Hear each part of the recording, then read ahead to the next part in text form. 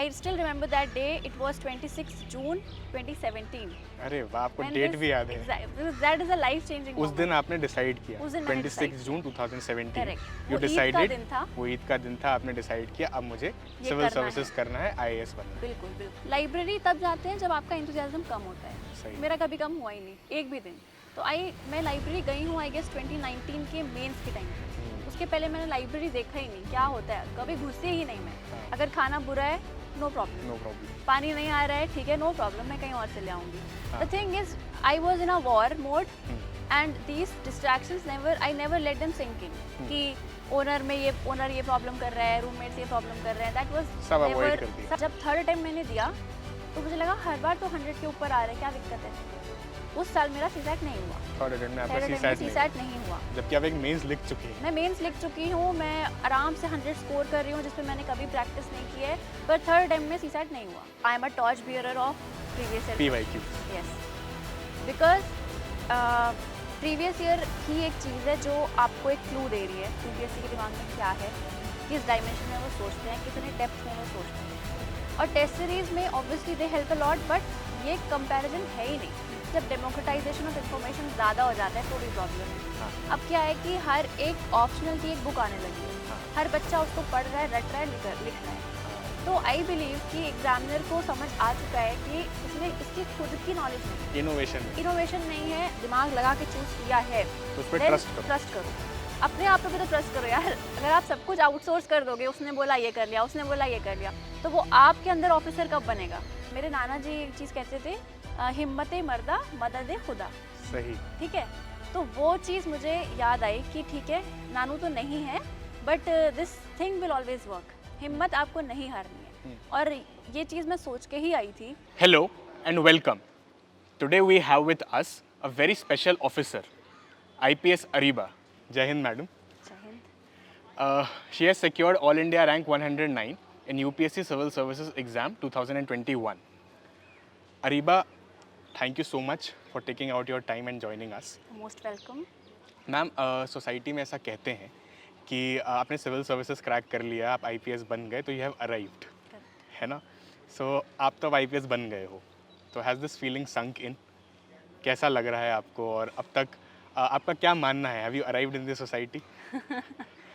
Gradually this feeling has started to sink in, and I would also like to add कि gradually the responsibility has also started to sink in, because now you have to speak very correct words, you have to, because you become an inspiration for the society, so you have to put forward things that you know which will inspire aspirants and the society in a whole. So other than sinking in the society, the responsibility also comes in. So I would say yeah, it's a process still going on. Right. आप सुल्तानपुर से हैं, Correct. आपने computer science engineering भी की है और UPSC, ये तीन चीज़ें कहते हैं पूर्वांचल, वैसे तो सुल्तानपुर सेंट्रल यूपी में है, लेकिन पूर्वांचल से जो मिथिलांचल की बेल्ट है बिहार तक जो जाती है, वहाँ यूपीएससी का बहुत क्रेज़ है। तो कब आपने डिसाइड किया, व्हेन डिड यू थिंक कि अब मुझे सिविल सर्विसेज की तरफ जाना है, क्योंकि कंप्यूटर साइंस इंजीनियरिंग की है तो प्राइवेट सेक्टर में तो ऑफ कोर्स बहुत अपॉर्चुनिटीज़ हैं, बहुत पैसा भी है और अब्रॉड की भी अपॉर्चुनिटीज़ हैं। सिविल सर्विसेज अपील क्यों किया और कब डिसाइड किया कि सिविल सर्विसेज करना है? Okay. So the thing is, जैसे आपने बोला कि पूर्वांचल में specially there is lot of craze about it. Right. So the thing is, my father is in National Insurance Company, और उनकी कंपनी सुल्तानपुर में is just adjacent to DM Bangla. Oh. So whenever I would visit my father's office, I would Right. see कि ये collector का घर है, and there would be lot of respect and you know something, another kind of vibe at that place. So since very childhood, that this seat came to my mind कि ये कुछ बहुत respectful and बहुत ही अलग सी job है. So then I started talking to my father, my नाना जी, दादा जी. So they all told me कि हाँ ये बहुत ही अच्छी job है और आपको बड़े होकर यही बनना है. तो मैंने उस टाइम पे डिसाइड नहीं किया था, ऑब्वियसली एक चाइल्ड क्या डिसाइड करेगा, करेक्ट, बट काइंड ऑफ एक ऑरा बन गया था इस पर्टिकुलर सर्विस के लिए. So when I graduated in computer science from Delhi university, then I realised कि my calling is not behind the desk doing coding and stuff, but being in the ground and directly being in contact with people and diversifying my each day. Because in computer science, obviously, it's a breakthrough job, you know, everything is going digital, Right. you have a lot of growth, but Right. still you are limited somewhere. In this service, you have ample opportunities to explore. Correct. So after graduating, I decided कि अब मुझे full fledged इसमें जाना है. Although I got placed in a startup based on artificial intelligence, I resigned from that startup in just 12 days. In 12 days you realize that this is not meant for you. Correct एकदम वो realisation hit कर गया मुझे. और मैंने कहा अब इसका वेट नहीं करना है कि 1 साल बाद या 2 साल बाद, लेट्स डायरेक्टली जंप. यही मोमेंट है. यही मोमेंट है. फिर क्या किया? Then I had a mentor. He was SDM at that time in my district, Okay. Mr. Pramod. So वो ही एक mentor थे जो starting से आज तक भी मेरे mentor रहे हैं. अच्छा. हाँ. So I somehow met him and he made me realize कि आपके अंदर वो सारा potential है and you can do it very nicely. Just that मैं गाइड कर रहा हूँ आपको, आप उन चीज़ों को समझते जाना और करते जाना. ये एग्ज़ाम जितना बड़ा दिखता है और जितना इसके अराउंड यू नो हवा बना हुआ है, वैसा है नहीं कुछ. ऐसा है नहीं. तो मैंने उनको इंसानी ऑन crack फेस, करते हैं ऐसे. एग्जैक्टली मैंने उनको ऑन फेस मान लिया and then I jumped into it. I directly, I still remember that day, it was 26 June 2017. अरे वाह, आपको When डेट this- भी याद है. That is a life changing उस दिन आपने डिसाइड किया. उस दिन मैंने 26 decide जून 2017. Correct. You वो ईद का decided. दिन था. वो ईद का दिन था. आपने डिसाइड किया अब मुझे ये सिविल करना सर्विसेज है. करना है, IAS बनना है. बिल्कुल बिल्कुल. ओल्ड राजेंद्र नगर कब आए? ओल्ड राजेंद्र नगर में आई गेस सितंबर में आई. सितंबर में आई, वो लास्ट बैच था. 2017 के सितंबर में आ गए थे. 2017 के अच्छा. सितंबर में. और आप ग्रेजुएट हो चुके थे उस टाइम तक? हाँ, मैं मई 2017 में आई पास्ड आउट. और फिर मैंने अपना जॉब, जैसे मैंने आपको बताया, Resign कर मैंने दिया resign 12 किया. days में ही. फिर मैं ORN गई and that was the last batch जो वाजीराम से मैंने कोचिंग ली. वो लास्ट बैच था और मुझे नहीं पता था मैं कर पाऊँगी नहीं कर पाऊँगी, बट मैं गई. और I tell you, every day I started liking this whole preparation because the syllabus is so interesting कि मज़ा आता था. हर दिन कभी लगता ही नहीं था कि कितने घंटे हुए और कुछ थोड़ा भी डिस्ट्रैक्शन नहीं होता था. I was so enthusiastic about this whole day, every day. कि जैसे मैप होता है आपके सामने ना, बेड के सामने आपने मैप लगाया है. I would not get sleep, I would only try to figure out ये कहाँ है, वो कहाँ है, वो कहाँ है. It was so interesting for me and I realised कि यही करना है, इसमें मज़ा आ रहा है. इसमें मज़ा आ रहा है. मज़ा आ रहा है, एग्जैक्टली. तो इसमें तो ऑप्शनल भी सिलेक्ट करना होता है. हाँ हाँ. और आप तो computer science background, of course आपका शायद ऑप्शनल नहीं है, कंप्यूटर साइंस का ऑप्शनल नहीं भी जी. है, लेकिन फिर भी आप टेक सब्जेक्ट का भी ऑप्शन ले सकते थे. सोशियोलॉजी एज एन ऑप्शनल आपने क्यों चूज़ किया? और ऑफ कोर्स आपने कहा आपके मेंटोर हैं, उन्होंने भी गाइड किया होगा, बट आपकी इनर कॉलिंग क्या थी सोशियोलॉजी लेने के पीछे? So as you said, computer science नहीं था और बाकी वो इंजीनियरिंग सब्जेक्ट्स थे, तो उसका कोई आपका लेना देना होता नहीं होता है. नहीं है. और the most you know, the primary thing that struck me was my interest. I was always interested in knowing the society. So as I graduated from a women's only college, तो कुछ नेचुरल था, you know, feminism और ये जो women's movement होते हैं, gender issues होते हैं, social issues, caste discrimination and all. So these things intrigue me a lot.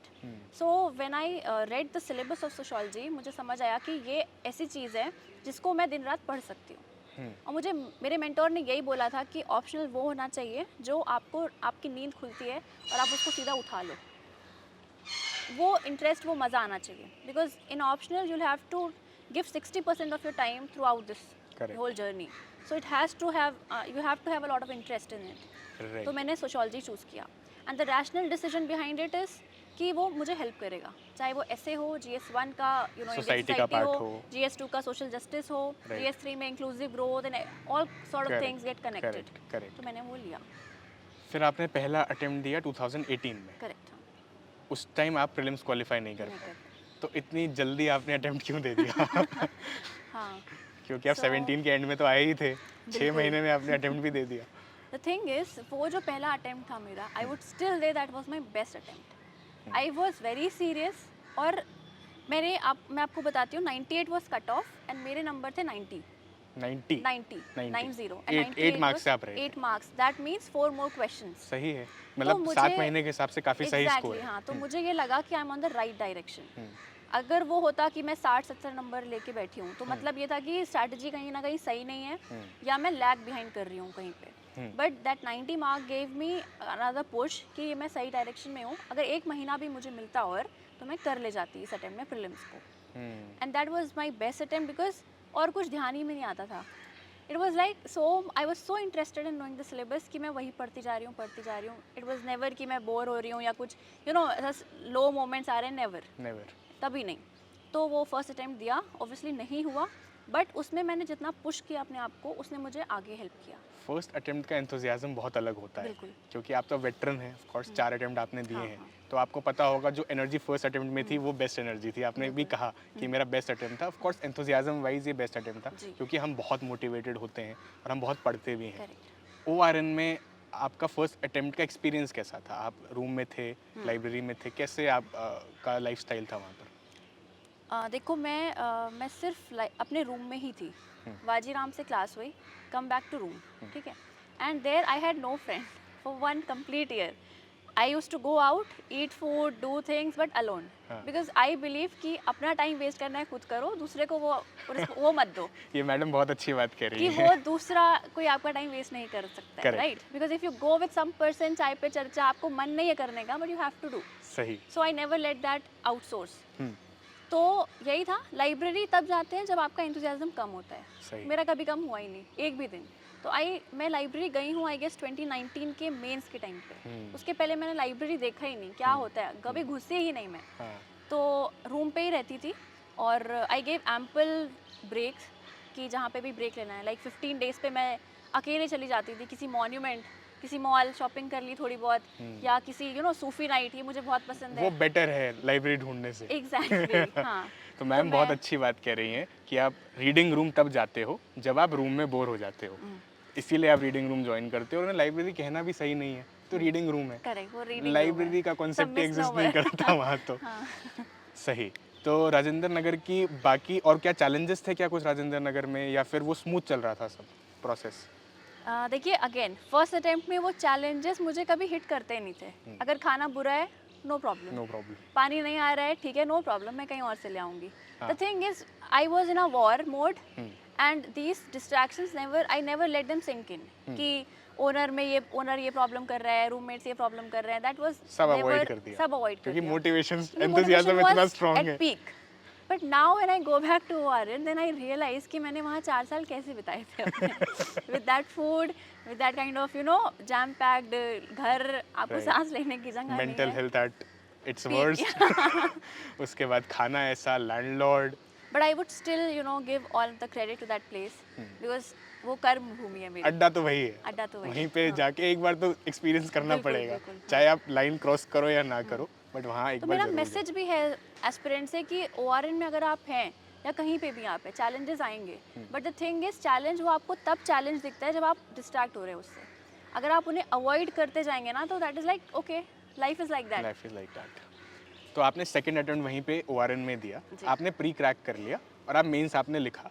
तो फर्स्ट अटेम्प्ट में जब आप प्रीलिम्स नहीं क्रैक कर पाए थे और सेकंड अटेम्प्ट में आपने प्रीलिम्स क्रैक करके मेंस लिखा, तो उसमें चेंजेस क्या किया आपने लाइफस्टाइल में या कुछ सोर्सेज में, क्या बदलाव किया?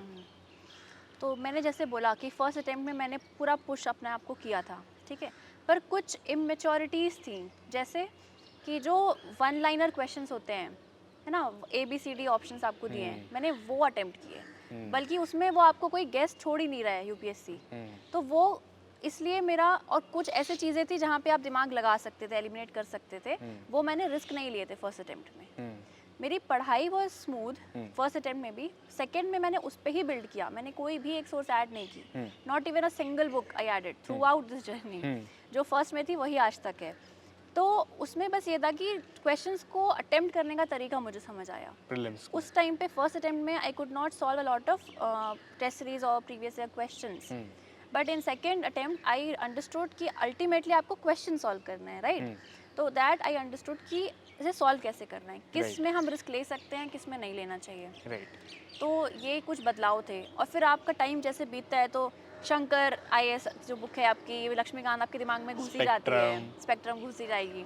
तो फर्स्ट अटेम्प्ट में जो चीज़ें आपको थोड़ी याद करके टिक करनी होती है, वो अभी फ्लो में आती है. सही. तो नेचुरली जैसे टाइम बीतता है आपको चीज़ें आती भी रहती हैं, and then you get the hack कि आपको करना कैसे अटेम्प्ट वहाँ पे. ये कुछ बदलाव थे. करेक्ट. CSAT प्रीलिम्स में आजकल हम देख रहे हैं बहुत चैलेंजिंग होता जा रहा है. और इनफैक्ट आपका तो आप आएंगे CSAT पे भी आएंगे नेक्स्ट अटेम्प्ट में. लेकिन CSAT कितना बड़ा चैलेंज है और उसको कितना सीरियसली लेना चाहिए यूपीएससी एस्पिरेंट्स को जी। प्रीलिम्स में?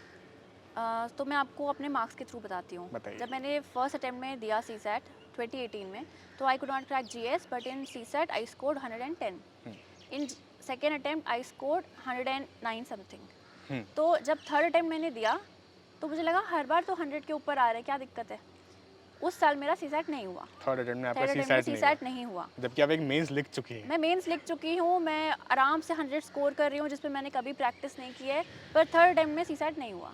सो दिस शोज कि कितना इम्पोर्टेंट है ये, और आप इसको उसमें मिस दिक्कत नहीं कहाँ कर आई थी, सकते। इंग्लिश में कि मैथ्स में, रीजनिंग में? उसमें दिक्कत इंग्लिश या मैथ्स की नहीं होती है, Practice बात की होती होती है है। कि आप स्टक रह गए क्या।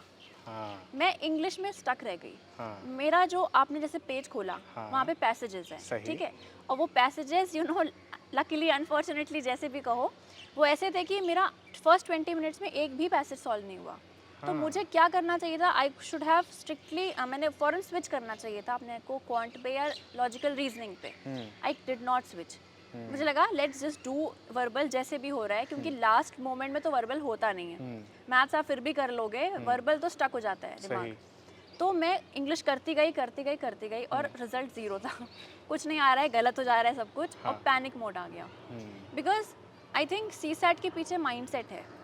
इट्स नॉट कि आप बैकग्राउंड क्या है, आप ह्यूमैनिटीज़ हैं कि साइंस है कि गोल्ड मेडलिस्ट हैं कि आप कुछ भी मैथमेटिशियन आईआईटीएन जो भी हैं, doesn't matter. I know a lot of friends जो आईआईटीएन हैं and they have failed in CSAT. So ये डर पहली बात निकालो कि आप ह्यूमैनिटीज़ हैं या आप you don't have a background of maths. CSAT is all about your at the moment aptitude. Right. आप कितनी जल्दी स्विच करते हैं एक क्वेश्चन से दूसरे क्वेश्चन। द थिंग इज़ आपको 1 से 80 क्वेश्चन स्कैन करना है। अगर आपने सिर्फ 60 तक 50 तक आप पहुंच पाए, तो अक्सर ये होगा कि पिछले 2 पेज में ना ईजीएस्ट ऑफ द क्वेश्चंस रहेंगे जहां आप पहुंच ही नहीं पाए। तो योर प्रायोरिटी शुड बी कि आप 1 से 80 स्कैन कर लो, और फिर आप देखो कि आपसे क्या हो रहा है, क्या हो पा रहा है। हाँ। सही। जैसे प्रीलिम्स आपने क्रैक किया जब दूसरे अटेम्प्ट में, तो उसमें टेस्ट सीरीज की कितनी इंपॉर्टेंस थी? क्या आपने फर्स्ट टाइम में भी टेस्ट सीरीज लगाई थी और दूसरी बार में भी लगाई थी, तो डिफरेंस क्या था उसमें? फर्स्ट अटेम्प्ट में जैसे कि 7 महीने थे, वो पढ़ना ही मुश्किल हो जाता था, तो टेस्ट सीरीज़ का तो कोई मतलब नहीं था। ऑल्दो क्लास में चलती थी टेस्ट सीरीज़, वाजीराम में होती थी, बट उसका मैंने कभी इम्पोर्टेंस समझा नहीं इतना। ऑल्दो मेरा प्रीवियस ईयर पे क्वेश्चन पे ध्यान रहता था, मैं प्रीवियस ईयर देख के ही पढ़ती थी कि आगे कैसे पढ़ना है, बट टेस्ट सीरीज़ नहीं किया था मैंने, जो कि मैंने सेकेंड अटेम्प्ट में किया। एक फुल मैंने test series, I guess 35 test की कुछ टेस्ट सीरीज वो लगाई, प्रॉपर टेस्ट सीरीज। हाँ। उससे क्या समझ आता है कि फर्स्ट ऑफ ऑल आपको टाइम कैसे मैनेज करना है, सेकेंड आपको आइटरेशंस में कैसे जाना है कि आपको इजीली जो आ गए, फिर आपको सेकेंड राउंड में एलिमिनेशन करना है, थर्ड राउंड में आपका रिस्क और बढ़ जाता है। तो वो कुछ चीज़ें समझ आई कि क्या छोड़ना है, क्या किस में रिस्क लेना है। और फिर आपका टेस्ट सीरीज़ का सबसे इम्पोर्टेंस मुझे यहाँ लगता था कि मैं हर क्वेश्चन को ना मार्क करती थी कि यहाँ पे नॉलेज गैप है, यहाँ रिविजन गैप है, यहाँ कॉन्सेप्चुअल क्लैरिटी नहीं है। करेक्ट। तो मैं इस तरह से हर क्वेश्चन पे देखती थी कि नॉलेज गैप मतलब आपको वो कॉन्सेप्ट आया ही नहीं, या आपने वो चीज़ पढ़ी ही नहीं। रिविजन गैप मतलब कि आपने वो रिवाइज किया था, पर अभी आपको ऑन द मोमेंट नहीं आ पाया, तो कहीं ना कहीं रिविजन गैप है। कंसेप्चुअल गैप का मतलब कि आपको कॉन्सेप्ट क्लियर नहीं हुआ, लाइक इंडियन ओशन डाइपोल है, मॉनसून, जेट स्ट्रीम, ये कॉन्सेप्ट्स ऐसे हैं जो जल्दी क्लियर नहीं होते। तो वो आपको टेस्ट सीरीज लगा के ही क्लियर होगा कि आप हर डायमेंशन में वो क्वेश्चन सॉल्व जब करोगे, तब आपको समझ आएगा कि वो कॉन्सेप्ट एग्जैक्टली क्लियर है या नहीं। तो इस तरह से टेस्ट सीरीज आपकी काम करती है। Test series versus previous year question papers, ये एक डायलेमा होता है। स्टूडेंट्स इस पे ऑफ कोर्स डिवाइडेड रहते हैं, एस्पिरेंट्स और टॉपर्स भी। बिल्कुल। आपका क्या ओपिनियन है कि प्रीवियस ईयर क्वेश्चन की कितनी इंपॉर्टेंस है, और वो टेस्ट सीरीज से ज़्यादा है क्या? तो I am a torch bearer of previous year PYQs। Yes, because previous year ही एक चीज़ है जो आपको एक क्लू दे रही है यूपीएससी के दिमाग में क्या है, किस डायमेंशन में वो सोचते हैं, कितने डेप्थ में वो सोचते हैं। और टेस्ट सीरीज में obviously they help a lot, but ये कंपैरिजन है ही नहीं। जब तक आपका प्रीवियस ईयर पूरा नहीं हो जाता, आई वुड से आप टेस्ट सीरीज का कोई मतलब नहीं है, कोई मतलब नहीं कोई है। मतलब नहीं है। Because if you don't know कि पार्लियामेंट चैप्टर से आज तक क्या आ चुका है, आप उसको टेस्ट सीरीज के करके क्या कर लोगे, है ना। आपको पता होना चाहिए यूपीएससी का लिए पार्लियामेंट का क्या इंपॉर्टेंस है, किस डायमेंशन में इंपॉर्टेंस है, क्या चीज़ वो सरफेशियल पूछेगा, क्या वो इन डेप्थ पूछेगा, राइट। ये आपको वहीं से आएगा। वो कहते हैं अनप्रेडिक्टेबल सर्विस कमीशन है, इनका तो कोई पैटर्न ही नहीं होता, तो क्या करेंगे प्रीवियस ईयर क्वेश्चन देख के। I guess these are the people who have not analyzed what UPSC asks, how this body works. तो you prelims, mains and even personality test, अगर आप previous year को analyze करते हैं तो I would say ये कोई unpredictability यहाँ पे नहीं है। ये चीज़ कहते हैं कि जैसे आप प्रीलिम्स से मेंस की तरफ जब जाएंगे तो आप फिर एक डिफाइंड सिलेबस की ओर जा रहे हैं, है ना। प्रीलिम्स में अनसर्टेनिटी का फैक्टर ज़्यादा होता है, मेंस में सर्टेनिटी का एलिमेंट बहुत ज़्यादा होता है। तो ये क्या ऐसा होता है कि मेंस एक डिफाइंड सिलेबस है तो एस्पिरेंट ज़्यादा कॉन्फिडेंट होता है, या उसके भी अपने चैलेंजेस हैं? हाँ, जैसे आपने कहा कि ऑब्वियसली प्रीलिम्स में कोई बहुत डिफाइंड सिलेबस नहीं है, ठीक है, और करंट अफेयर बढ़ता जाता है, वो आपकी कुछ सरफेशियल नॉलेज पूछते रहते हैं, कभी कुछ प्लास्टिक पूछ लेते हैं, कभी वो लेमन ग्रास वाला क्वेश्चन आ जाता है, कुछ तो भी ये पूछ सब लेते हैं। बहुत ही अनप्रिडिक्टेबल है। बट मेंस में उन्होंने टॉपिक दिए हैं, सब टॉपिक दिए हैं, सब टॉपिक दिए हैं। अगर आपके पास उनके नोट्स हैं, आपका रिविजन अच्छा है, तो आई वुड से आप कॉन्फिडेंस के साथ घुसते हैं अंदर। प्रीलिम्स में कॉन्फिडेंस है स्टैटिक को लेके, अगर आपका स्टैटिक मजबूत है तो आप कॉन्फिडेंस से जाते हैं। मेंस में है अगर आपके नोट्स बने हुए हैं, आपने रिवाइज अच्छे से किया है, तो आप कॉन्फिडेंस के साथ जाते हैं। तो आई वुड से कि डेफिनेटली प्रिडिक्टेबिलिटी मेंस में ज़्यादा है, बट चैलेंजेस भी हैं। चैलेंजेस तो हैं ही, बिल्कुल हैं, बिकॉज प्रीलिम्स क्रैक करके जो बच्चा आया है वो सीरियस है, ऑफ कोर्स, है ना। तो आपका कंपटीशन उन सीरियस कैंडिडेट से है जिन्होंने हर किसी ने वो नोट्स बनाए हैं, हर किसी ने वो रिवाइज किया है। द थिंग इज वहाँ पे अब आप इनोवेट कैसे करोगे, एक्स फैक्टर क्या है, एक्स फैक्टर क्या है, वो है बड़ा चैलेंज है यहाँ पे। तो यही चीज़ें हैं, एसए में एक्स फैक्टर क्या है, जीएस1 इतना स्टैटिक है, उसमें एक्स फैक्टर कहाँ से लाओगे, अपने ऑप्शनल में कहाँ से लाओगे, तो ये अलग चैलेंजेस हैं। और जैसा आपने बिल्कुल ठीक कहा कि ओनली 10,000 पीपल राइट मेंस, लाखों में से छट के 10,000 लोग ही मेंस लिखते हैं, वो सारे सीरियस हैं, सबके पास सिलेबस है, सब नोट बना लेंगे। बिल्कुल। उस एक्स फैक्टर में भी जैसे अब 2018 के अनुदीप सर थे, उन्होंने एक ट्रेंड दे दिया डायग्राम्स का। अब बच्चे ओवर यूज़ करने लगते हैं उस डायग्राम को मेंस आंसर में, तो भेड़चाल भी बहुत ज़्यादा है। आपको क्या लगता है एक अच्छा मेंस आंसर कैसे हो सकता है, उसमें डायग्राम्स कितने हो सकते हैं, और जेनरिक आंसर के अलावा हम क्या ऐड कर सकते हैं जो एक बैलेंस्ड आंसर कहलाएगा मेंस की? देखिए, जैसे आपने बोला कि डायग्राम की एक भीड़ लग गई है, भीड़ लग गई है, तो ऑब्वियसली अनुदीप सर का वो खुद का इनोवेशन था, ठीक है। Innovation will always be rewarded, पर अगर आप उस इनोवेशन को एक सेट पैटर्न बना लेंगे ना, तो फिर वो आपको इनफैक्ट नेगेटिव में ले जाएगा। करेक्ट। तो अभी एस्पिरेंट्स क्या कर रहे हैं, दे आर नॉट अंडरस्टैंडिंग कि वो वैल्यू एडिशन है, it's not value in itself, वो सिर्फ ऐड कर रहा है। लोग एनालिसिस छोड़ चुके हैं, उन्हें नहीं पता कि ईसीआई काम कैसे कर रहा है, उसका फंक्शन क्या है, उसके चैलेंजेस क्या है, उनको फ्लो चार्ट पता है, फ्लो चार्ट बना देते हैं। एग्जैक्टली, उन्हें सारे रिपोर्ट्स पता है कि ईसीआई ने इसमें ये कहा है, ईसीआई को रिकमेंडेशन इस कमीशन से आई है, एग्जैक्ट उन्हें काम नहीं पता उसका। तो यही बात है कि आप उसको वैल्यू ऐड कर रहे हो सिर्फ। ऑलवेज रिमेंबर, आपका एनालिसिस ही चेक किया जाएगा, बिकॉज जब तक एनालिसिस स्ट्रांग नहीं है, UPSC is not going to reward you. और डायग्राम्स भी वो होने चाहिए जो कुछ बता रहे हैं एक्स्ट्रा। अभी जैसे आपने साउथ एशिया को सिर्फ बना के क्या दिखा दोगे, उसे पता है साउथ एशिया कहाँ है, उसे पता है इंडिया बांग्लादेश यहाँ है। Until unless you are adding something to that thing, कि आपका टाइम सेव हो रहा है, आपने कुछ बात कह दी उसमें, है ना, डायग्राम के through, that is fine. But just to make sure कि एक डब्बे में आप डायग्राम बना रहे हैं क्योंकि हर कोई वो कर रहा है, that is I don't believe कि वो कुछ एक्स्ट्रा करता है। जैसे आपने मुझे स्टार्टिंग में बात कही कि ऑप्शनल हमेशा वो लेना चाहिए जो हम नींद से उठते ही पढ़ सको, मज़ा आना चाहिए। लेकिन कई बार बच्चे क्या करते हैं, जैसे सोशियोलॉजी या पीएसआईआर ऑप्शनल लेते हैं जिसमें डायनेमिक बहुत ज़्यादा होता है, पीएसआईआर फॉर इंस्टेंस जिसमें आईआर बहुत होता है, वो उसको ओवरली पढ़ लेते हैं, है ना। तो ऑप्शनल में बैलेंस कहाँ स्ट्राइक करें? तो इंटरेस्ट बहुत आ रहा है, सबका ऑप्शनल वही है जिसमें मज़ा आ रहा है, और कहते भी हैं ऑप्शनल में आप डेप्थ बढ़ाइए, जीएस में आप विड्थ बढ़ाइए, है ना। तो डेप्थ बढ़ाने में वो ज़्यादा पढ़ लेते हैं, वो कई बार हार्मफुल हो जाता है, वो ऑप्शनल में पीएचडी कर लेते हैं, which is not required, right. तो वो बैलेंस कैसे बनाए, ऑप्शनल को कितना टाइम दें हमारे एस्पिरेंट्स मेंस के लिए? ओके, सो ऑप्शनल अपने आप में बहुत इंपॉर्टेंट है, डेफिनेटली 500 मार्क्स कैरी करता है। और अगर आप उसका सिलेबस देखेंगे तो उसमें साफ लिखा है कि ग्रेजुएशन से थोड़ा ऊपर और मास्टर्स से थोड़ा नीचे वो सिलेबस है, right. First of all you should know this, आपको पीएचडी नहीं करना है, आपको पीएचडी नहीं करनी है। तो द थिंग इज कि ऑप्शनल में खास करके हर ऑप्शनल का पेपर 1 जो है उसमें आपको बहुत इन डेप्थ नॉलेज चाहिए। वहाँ जैसे अगर मैं सोशोलॉजी का एग्जांपल लूँ तो आपको पता होना चाहिए कि दुर्खाइम ने रिलीजन की डेफिनेशन क्या दी है। वहाँ आप अपने रिलीजन की डेफिनेशन नहीं लिख सकते। तो डेप्थ उस टर्म्स में आनी चाहिए आपको कि ये आपका एक बेसिक है सिलेबस कि इमाइल दुर्खाइम का रिलीजन उसने बोला है पढ़ने को, तो अब आपको रिलीजन इमाइल दुर्खाइम के पॉइंट ऑफ व्यू से आना चाहिए। This is the depth that you have to go.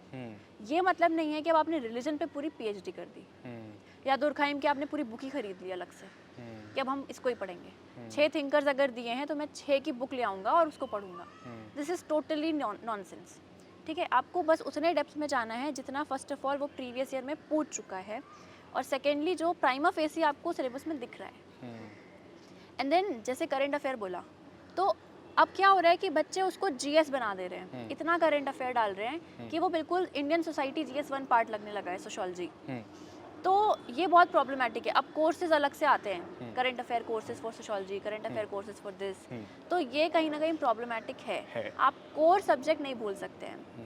You can definitely add value through current affair कि ठीक है आपने ये थ्योरी पढ़ी और अभी ये ऐसा हुआ which testifies the theory, but you can not forget the theory कि क्या थ्योरी में क्या था, and you are just writing current affair. Always strike a balance कि वही प्रीवियस ईयर से आपको बैलेंस समझ आएगा।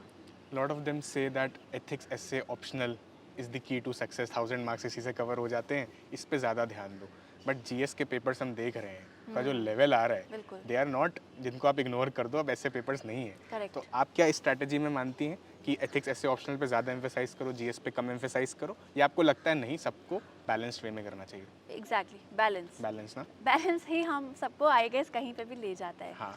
ठीक है, तो जीएस 1 में जैसे आप देखिए मेरे मार्क्स, मैं खुद के मार्क्स अगर लेती हूँ तो जीएस 1 में आई स्कोर 114। अगर इसमें 114 और हाईएस्ट थे 118, right, it's a very good marks. अगर ये नहीं आए होते तो शायद मेरी रैंक इतनी अच्छी नहीं आती। ठीक है, जीएस 2 में भी मेरे 110 थे, जीएस 3 मतलब एवरेज मार्क्स थे, अच्छे मार्क्स। ठीक है, पर सोशोलॉजी में मेरे मार्क्स है 250। अब अगर सोशोलॉजी में मैं ठीक है और मेहनत कर लेती, मेरे हिसाब से मैंने बहुत मेहनत की थी उसमें, बहुत मेहनत की थी, पर वो मार्क्स वहीं के वहीं थे। बट जीएस में खास करके I believe input is equals to output. आपने जितने अच्छे से स्टैटिक करंट नोट्स बनाए हैं, हर एक पॉइंट को उस पर नोट्स किए हैं, जीएस विल रिवॉर्ड यू, क्योंकि वहाँ सब्जेक्टिविटी कम है as compare to optional. Optional में बहुत सब्जेक्टिविटी है, एग्जामिनर कौन है, क्या है, किस बिलीफ का है, तो ये चीज़ें जीएस में कम हो जाती हैं। तो ये आई थिंक ये स्ट्रेटजी अब तो काम नहीं कर रही है। राइट, कि जीएस को छोड़ दो एकदम। राइट। बच्चे कर रहे थे कि ठीक 90 भी आ गए तो चल जाएगा, ऐसा नहीं है। एक ट्रेंड हम पास्ट कुछ सालों से देख रहे हैं that it is not easy to score 300 in optionals. पहले 300 ऑप्शनल में 2015 से पहले मतलब optional was the game changer. वो कहते थे optional will decide your rank, which is true, optional still decides your rank, but वो 250 पे रोक दे रहे हैं। जैसे आप कह रहे हो इतनी मेहनत करने के बाद भी 250 260 स्कोर कर रहा है, मतलब जीएस पेपर की इंपॉर्टेंस है। तो ऑप्शनल में अब 300 क्यों नहीं आ रहे हैं? आपको, आपका एक इंसाइट क्या है? अगर मैं कुछ ऑप्शनल छोड़ दूं, एंथ्रो, मैथ्स जो कि अभी ट्रेंड पे हैं, उनके अलावा जो जनरल एक ऑप्शनल कोई गिरावट है वो 300 नहीं आ रहे हैं, बहुत डिफिकल्ट हो रहा है टच करना। तो आपका एनालिसिस क्या है? कि ऐसा है कि जब हम कहते हैं ना, जब डेमोक्रेटाइजेशन ऑफ इन्फॉर्मेशन ज़्यादा हो जाता है तो भी प्रॉब्लम है।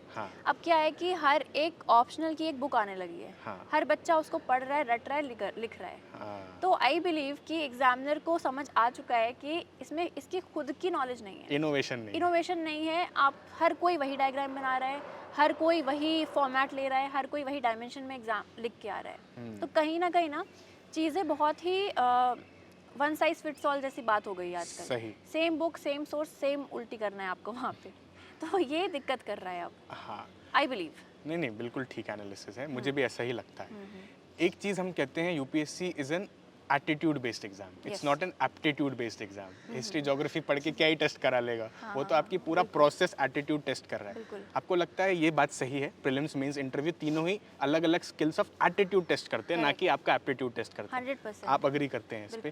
तो प्रीलिम्स में आपको क्या लगता है कौन से ऐसे आपके एटीट्यूड टेस्ट हो रहे हैं? तो मुझे लगता है टेम्परामेंट बहुत टेस्ट होता है आपका, कि रिस्क कितना ले सकता है बच्चा प्रीलिम्स में, आर्ट ऑफ एलिमिनेशन या गेस वर्क भी कहो तो वो कितने अच्छे से ले सकता है उसको। आपको क्या लगता है कि तीनों स्टेजेस में कैसे कैसे एटीट्यूड टेस्ट हो रहे हैं? आई ऑलवेज बिलीव कि यूपीएससी आपको इन स्टेजेस से आपकी क्वालिटीज़ चेक कर रहा है, ऑफिसर क्वालिटीज़ हैं या नहीं। ठीक है, वो बस बहाना है एक लेने का, उसको नहीं मतलब है आपको कितना क्या आ रहा है। सही। ऑब्वियसली वो चीज़ें काम आएंगी, बट एक एप्टीट्यूड होना चाहिए जैसे आपने बोला। तो द थिंग इज प्रीलिम्स में आई बिलीव वो आपका फर्स्ट ऑफ ऑल ऑब्जेक्टिविटी देख रहा है। आपको कुछ स्टेटमेंट्स दिए हैं, जैसे आप फील्ड में जाते हैं, जब आप काम पे जाएंगे आपको कुछ इन्फॉर्मेशन आती है, आप उन इन्फॉर्मेशन से क्या इन्फर कर पा रहे हैं, या आप अपने प्री कंसेप्शंस डाल रहे हैं वहाँ पे, तो ये चीज़ें कहीं ना कहीं चेक होती हैं, चेक हो रही हैं। सेकेंडली वो आपकी विड्थ ऑफ इन्फॉर्मेशन देख रहा है कि आप कितने अवेयर इंसान हैं, कि कोई न्यूज़ एक दिन आई सिर्फ, जैसे डेनिस ओवन वाला क्वेश्चन आया था एक बार, हाँ। 2019 आई गेस, 19 में, हाँ। एक दिन आया था बस। किसने उसे कैच किया, किसने नहीं। डेनिस ओवन क्या था कि एक ह्यूमन फॉसिल आई गेस वो निकला था जी। अब वो ऐसा क्वेश्चन नहीं है, ऐसा आर्टिकल नहीं है कि that will keep repeating in newspaper, वो आया गया, वो उसने पूछ लिया। तो कहीं ना कहीं इट चेक्स कि आप कितने अवेयर हैं अपनी सराउंडिंग से। और thirdly it asks your depth, कुछ चीज़ों में उसको डेप्थ भी चाहिए कि आपको कुछ एक्सपर्टीज सब्जेक्ट की थोड़ी बहुत होनी भी चाहिए, क्योंकि अल्टीमेटली अगर मान लो आप IAS बनते हैं और आप जाते हैं ministry of science and tech में या कहीं पे भी, अब आपको कुछ पता ही नहीं है कि मॉनसून कैसे काम कर रहा है, क्या कर रहा है, आपको कुछ पता ही नहीं है, वैक्सीन आपको कुछ पता ही नहीं है, तो उतनी बहुत डेप्थ होनी चाहिए आपके अंदर, है ना। पर उसके अबव हैंडल आपको करना है ऑन स्पॉट। आप कितने अवेयर रहे हैं बचपन से लेके आज तक, बहुत सी चीज़ें काम आ जाती हैं जो हमने बचपन में देखी थी, सुनी थी, वो आपसे 4-5 क्वेश्चंस ऐसे सॉल्व हो जाते हैं। बिल्कुल ठीक। Then comes your common sense, आप कॉमन सेंस लगा रहे हैं कि नहीं। जैसे मैंने एग्जाम्पल दिया था, हर जगह मैं देती भी हूँ, कि जैसे PM किसान स्कीम आपको दी हुई है, आपको नहीं पता उसमें 6,000 का आपको ईयरली कितना पैसा मिल रहा है, कितना पैसा आपको नहीं पता। मान लो उसने 6,000 की जगह 60,000 लिख दिया कि 60,000 नहीं दे सकती गवर्नमेंट, है ना, इतने किसान हैं। तो ये कॉमन सेंस आपका काम आता है। और ये कब डेवलप होता है, जब आप न्यूज़पेपर अच्छे से पढ़ रहे हैं, आप एक अवेयर सिटीजन की तरह बिहेव कर रहे हैं, चीज़ों को आप क्रिटिकली एनालाइज कर रहे हैं, तो ऑब्वियसली ये आपके एटीट्यूड ही तो है जो रिफ्लेक्ट होते हैं आपके प्रीलिम्स में। बिल्कुल ठीक बात ये है। UPSC एस्पिरेंट्स न्यूज़पेपर डिसाइड करने में बहुत टाइम लगा देते हैं, हिंदू पढ़े, एक्सप्रेस पढ़े, और वो जब डिसाइड कर भी लेते हैं तो फिर वो मंथली मैगजीन्स का इतना इन्फोडेमिक है कि वो कंफ्यूज ही रहते हैं कि हम न्यूज़पेपर पढ़ें कि छोड़ दें, कि दोनों पढ़ें, फिर वो ना सब हौच पौच कर देते हैं। करेक्ट। तो आपका इस पे क्या ओपिनियन है कि हमेशा न्यूज़पेपर पे स्टिक रहना चाहिए और we should refer magazines also, और कितना बैलेंस बनाना चाहिए दोनों का? ठीक है, so I would say the priority is always newspaper, always, क्योंकि मैगजीन में क्या है कि अकाउंटेबिलिटी नहीं है कुछ। अब उसको अगर 100 पेजेस छापने हैं, छापेगा, ठीक है, पर वो उन 100 में से हमेशा 20 to 30% ही चीज़ें रेलेवेंट होंगी एग्ज़ाम के लिए, ठीक है। अब वो मैगज़ीन तो आपको 20 पेज का बना के नहीं देगी, क्योंकि दूसरी कोचिंग 100 पेज का बना रही है। तो बच्चों में क्या साइकी है कि जितना मटेरियल उतना बेहतर। तो कोचिंग का भी एक रिस्पॉन्सिबिलिटी आ गई है कि और मटेरियल दो। बट न्यूज़पेपर में क्या है, बहुत ही रेलेवेंट फिल्टर्ड न्यूज़ आएगी। मैंने द हिंदू पढ़ा था और मैंने एक हफ्ते द हिंदू पढ़ा, एक हफ्ते इंडियन एक्सप्रेस पढ़ा और डिसाइड कर लिया कि कॉग्निटिवली और लैंग्वेज वाइज मुझे हिंदू ज़्यादा पसंद आया, तो मैंने फिर स्टिक कर लिया। फिर अगर रैंक 1 भी बोलेगा Indian express, I would not listen. ये कन्विक्शन होना चाहिए आपके अंदर। अगर आपने कोई रिसोर्स को दिमाग लगा के चूज़ किया है तो उस पर ट्रस्ट करो। अपने आप पे भी तो ट्रस्ट करो यार। अगर आप सब कुछ आउटसोर्स कर दोगे, उसने बोला ये कर लिया, उसने बोला ये कर लिया, तो वो आपके अंदर ऑफिसर कब बनेगा, है ना। तो वो ट्रस्ट अपने अंदर करिए। और एक न्यूज़पेपर, उसको सप्लीमेंट अगर करना है तो मैगज़ीन आई वुड रिकमेंड सिर्फ एक, उसको भी चूज़ कर लो कौन सी आपको पसंद आ रही है, किस में आपको लग रहा है कि ज़्यादा जंक इन्फॉर्मेशन नहीं है, रेलेवेंट इन्फॉर्मेशन है, वो एक मंथली की ईयरली? आई वुड से मंथली करते रहो।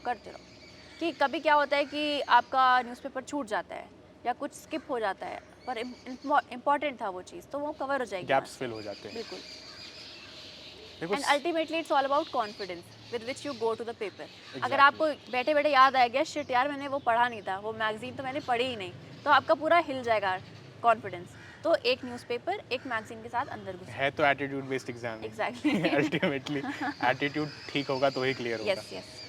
आपने जब सेकंड अटेम्प्ट में प्री क्वालिफाई किया, मेंस लिखा, तब भी आपका मोटिवेशन हाई रहा होगा, क्योंकि आपको लगा होगा पहली बार में प्रीलिम्स हो गया 7 महीने में, और दूसरी बार में मैंने मेंस स्कोर किया, लिख लिया, तो आपको लगा होगा तीसरा अटेम्प्ट तो मेरा होना ही है, खुदा भी नहीं रोक सकता मेरा तीसरा अटेम्प्ट। लेकिन तीसरे अटेम्प्ट में जब आप ये रियलाइज़ करती हैं कि CSAT ही नहीं हुआ, वो कितना बड़ा झटका था रीवा, और उस झटके से आप कैसे आपने ओवरकम किया? तो कहते हैं ना कि एक फेज ऐसा आता है लाइफ में हम्म। जब सब कुछ ऐसे लो लो लो और लो और लो जा रहा मतलब आप रॉक बॉटम टच कर जाते होता है। हैं। एग्जैक्टली अब उसके नीचे कुछ है नहीं जाने कुछ है को। नहीं जानेंगे। वो मेरा फेज था 2020 फेज। इट स्टार्टेड विद जनवरी में, जैसे आई गेस मेंस का रिजल्ट आया जनवरी में 2019 का। डिले हुआ था उस साल, सही सही, है कोविड ना। कोविड 2019 का जो मेंस 2019 का था भी डिले हुआ वो था। डिले हुआ था, कुछ सुप्रीम कोर्ट केस चल रहा था। अच्छा। वो जनवरी 2020 में आई गेस हाँ जी, आया आप था। ठीक कह रहे ठीक हैं, है, हाँ। उसमें नहीं हुआ। नहीं हुआ। So it all started with हेवे, ठीक है, नहीं हुआ। उसके बाद क्या हुआ, कोविड आता है, ठीक है, मार्च में। मार्च में कोविड आता है। एंड मैंने जैसे आपको बताया कि बचपन से जो एक फैक्टर था इस चीज़ का, वो मेरे नाना जी थे। तो कोविड टुक अवे माई नाना जी, ठीक है। तो वो एक जो फैक्टर था कि मैं अपने नाना को ये प्रूफ करके दिखा पाऊँ कि जो उन्होंने ख्वाब मेरे अंदर जगाया था वो मैं फुलफिल कर पाई हूँ, वो ख़त्म हो गया। Because that person is gone, he will never be able to see me as an officer. तो वो मेरे अंदर एक बहुत ही एक ट्रॉमा काइंड ऑफ था कि यार मैं ये प्रॉमिस फुलफिल कर ही नहीं पाई उनके लाइफ टाइम में। तो ही वॉज गॉन। देन उसी के एक हफ्ते बाद ये रिजल्ट आ गया प्रीलिम्स का, और उसमें GS was not the factor, CSAT was the factor. यही तो ये मतलब आई was literally dismantled, it was shocking कि कुछ तो हाथ में आ ही नहीं रहा है। तो क्या होता है कि सीसैट, अब उसमें ऐसा है कि ये तो है नहीं कि आपको आता नहीं है सीसैट, ऑब्वियसली कुछ आप उसके लिए कर नहीं सकते, वो आपका उस टाइम पे टेम्परामेंट ऐसा था आपका, वो गया हाथ से। बट जैसे कहते हैं मेरे नाना जी एक चीज़ कहते थे, हिम्मत मर्दा मदद खुदा। सही। ठीक है, तो वो चीज़ मुझे याद आई कि ठीक है, नानू तो नहीं है but this thing will always work. हिम्मत आपको नहीं हारनी है। और ये चीज़ मैं सोच के ही आई थी कि हिम्मत तो नहीं हारनी है, कितने भी बड़े ऑब्स्टिकल्स आ जाए। क्योंकि क्या होता है कि हम कभी कभी बस अचीव करने ही वाले होते हैं, बट हम उससे एक स्टेप पहले हार मान जाते हैं। फाइनल टनल है। हाँ करेक्ट, फाइनल टनल। सबसे ज़्यादा अंधेरा और वो तभी इस होता केस है। में थी भी। अगर मैं 2020 में हार मान जाती, सीसैट नहीं हुआ, मुझे लगता कि यार अब क्या ही बचा है, मैं शायद छोड़ देती अगर। बिल्कुल छोड़ तो देते। ये नहीं होता जो आज हो रहा है, आप राइट। उस कगार पे थे जब आप सोशल मीडिया खोलते, हाँ। आपके प्राइवेट सेक्टर वाले दोस्त Correct. ड्रीम लाइफ जी रहे हैं और आप 3 साल यूपीएससी को दे चुके हो, Exactly. जिसका कोई टेंजिबल रिजल्ट नहीं दिख रहा है। बिल्कुल। आप प्राइवेट सेक्टर की स्किल्स भी लूज कर रहे हो, Exactly. है ना, और आपको तरह तरह के लोग तरह तरह के ज्ञान दे रहे हैं, बिल्कुल बिल्कुल, है ना। बहुत ज़्यादा कंफ्यूजिंग, हाँ। बहुत ज़्यादा चैलेंजिंग, यस। है ना। तो उस टाइम, उस सिचुएशन में एक मेंटोर का रोल कितना इंपॉर्टेंट होता है। जैसे आपने कहा आपके एक मेंटोर थे, एसडीएम है, यस सर।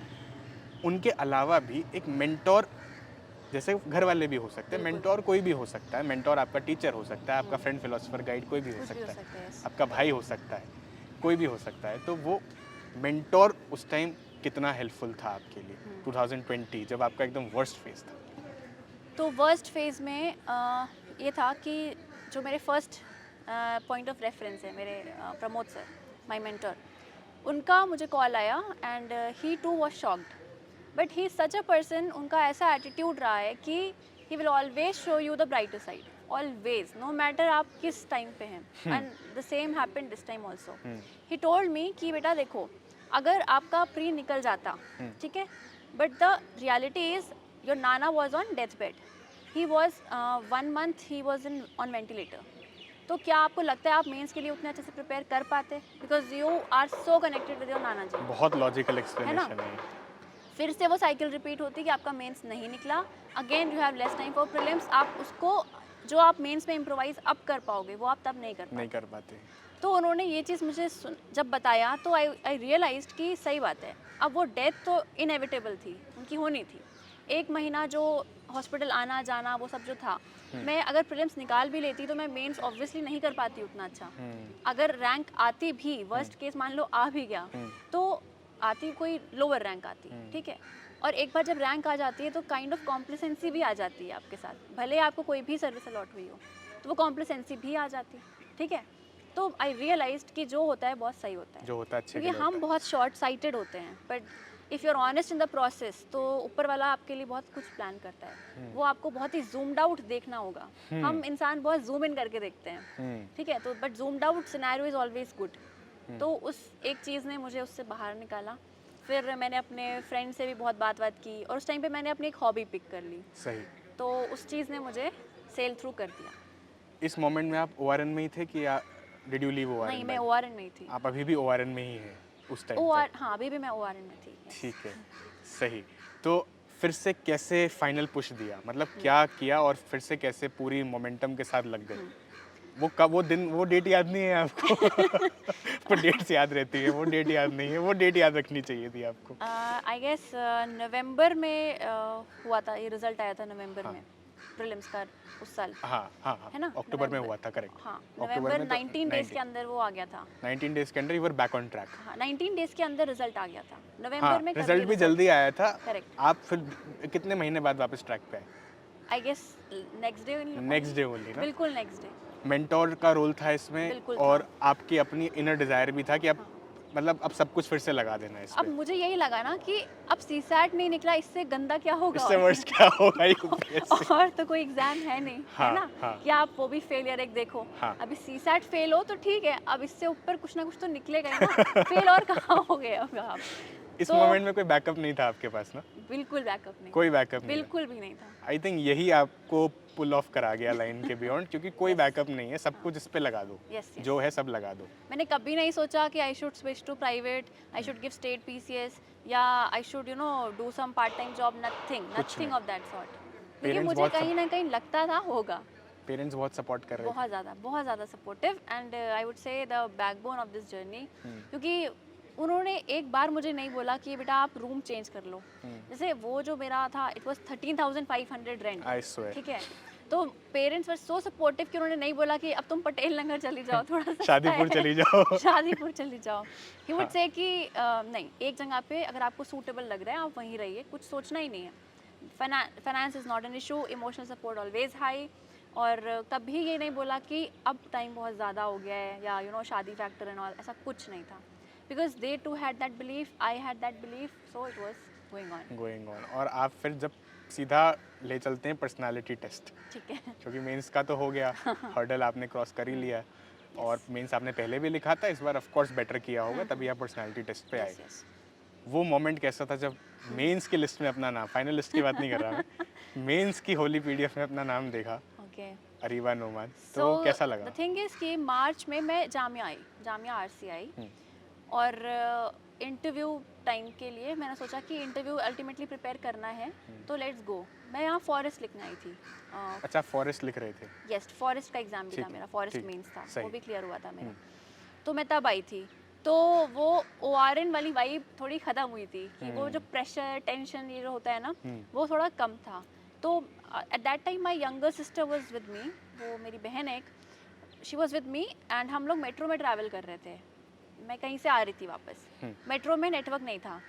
एक बस मैसेज डिलीवर हुआ था मुझे मेरे एक फ्रेंड का कि लिस्ट आ गई, यूपीएससी में लिस्ट लग रही है, मेंस की हाँ। यूपीएससी के बाहर लिस्ट लग रही है और अभी वो नेटवर्क चला गया। तो मेरा heart beat was literally out of control कि लिस्ट लग रही है और नेटवर्क ही नहीं है। अब मुझे कैसे पता चलेगा? But then that person again called me and he told 0811-577। मैंने कहा yes it's in, that was great. तो कितना अच्छा लगा सुन के। हाँ, वो रोल नंबर सुन के ऐसा लगा कि इट्स इन की अभी हो गया। एंड सामने ही वो मेरी बहन खड़ी थी and I had tears in my eyes, she understood कि क्या हुआ है।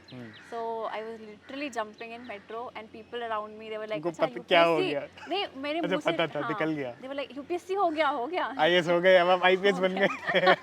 उनको तो नहीं समझ आता प्रीलिम्स मेंस का प्रोसेस, बट अचीवमेंट बहुत बड़ी थी। बहुत ही थ्रिलिंग फैक्टर था, बहुत ही अच्छा लगा कि finally I will be able to enter that panel's room, will be able to see personality test में भी you scored 193, which is a very good score, because बहुत अच्छे लोग और बहुत कॉन्फिडेंट जर्नलिस्ट, लॉयर लोग भी ना नहीं स्कोर कर पाते, उनको लगता है हम कर लेंगे, बट वो 170-80 पे अटक जाते हैं।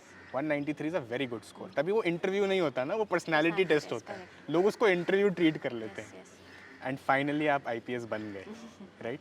अब आप भाई अब सिंक इन हो गया कि अभी भी अब क्या है, अब क्या प्रोसेस है? आई थिंक इस जर्नी में सिंक इन हो गया, इस जर्नी में कॉन्वर्सेशन में सिंक इन